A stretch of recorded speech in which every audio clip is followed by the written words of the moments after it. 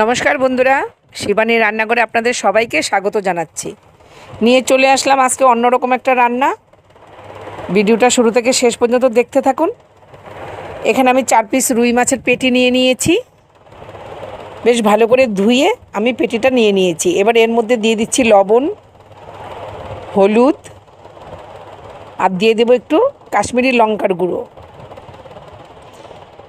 তারপরে একটু জিরে আর কাঁচা লঙ্কা পেস্ট করে রেখেছিলাম, সামান্য একটু এর মধ্যে দিয়ে দিলাম। দিয়ে আমি বেশ ভালো করে মাছের সাথে এটা মেখে 5 মিনিট রেখে দেব। খুব সুন্দর করে মেখে নিতে হবে, খুব সুন্দরভাবে মেখে নিতে হবে। ব্যাস 5 মিনিট রেখে দেব। এবার চলে যাচ্ছি, বসিয়ে দিয়েছি একটা কড়াইটা গরম হয়ে গেছে। দিয়ে দিলাম সর্ষের তেল। তেলটা গরম হয়ে গেছে, এবার আমি মাছটা ভেজে নেব। মাছটা খুব ভালোভাবে ভেজে নিচ্ছি। আমি সব কটা মাছ দিয়ে দিয়েছি। এবার মাছটাকে আমি আবার আরেক পিঠ উল্টে দিচ্ছি। এই রান্নাটা করতে গেলে মাছটা একটু কড়া করেই ভেজে নিতে হয়, হালকা ভাজলে ভালো লাগবে না। এই রেসিপিটা করলে মাছটা একটু কড়া করেই ভাজলে খুব ভালো হয়। ব্যাস দেখতেই পাচ্ছেন আপনারা মাছটা আমি কিভাবে কড়া করে ভেজে নিয়েছি। এবার আমি মাছটা নামিয়ে একটু ঠান্ডা করতে দিয়ে দেব।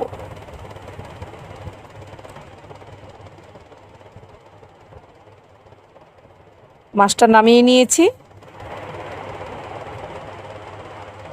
এবার এই তেলের মধ্যে আমি কয়েকটা শুকনো লঙ্কা দিয়ে দিলাম।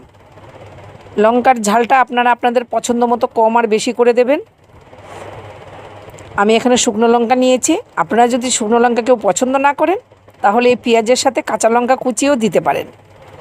তবে শুকনো লঙ্কা দিলে তার স্বাদটা খুবই ভালো হয়, ফ্লেভারটাও খুব সুন্দর আসে।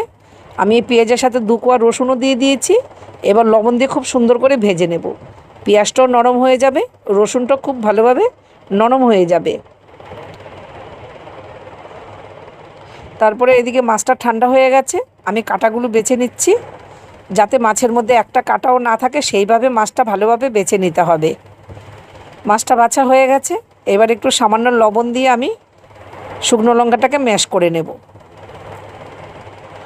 দেখতেই পাচ্ছেন শুকনো লঙ্কাটা আমার ম্যাশ করা হয়ে গেছে। এবার পেঁয়াজটা নামিয়ে নিয়েছি। পেঁয়াজটা খুবই একটু গরম আছে, তবে ওই রকমভাবে মাছটা দিয়ে আমি পেঁয়াজটা নেড়ে দেব, কোনো অসুবিধা নেই। বেশ সুন্দর মাখা হয়ে যাচ্ছে। তারপরে পেঁয়াজের সাথে যে রসুন দুটো দিয়েছিলাম কি সুন্দর নরম হয়ে গেছে, দেখুন হাতে চাপ দেওয়াতেই ভেঙে গেছে। এবার এই রসুনটা আমি খুব ভালোভাবে মেখে নেব। তারপরে কুচানো ধনেপাতা দিয়ে দিলাম। ধনেপাতাটা দিলে তার স্বাদ আরও দ্বিগুণ বেড়ে যায় বন্ধুরা। তার মধ্যে তো কাঁচা সর্ষের তেল, সে তো বলাই যাবে না কতটা স্বাদ হবে। যারা রেসিপিটা করে একদিন বাড়িতে খেয়ে দেখবেন তাহলে বুঝতে পারবেন স্বাদটা কেমন লাগে। আমি তো আপনাদের বলে বোঝাতে পারবো না যে এর স্বাদ কেমন হয়।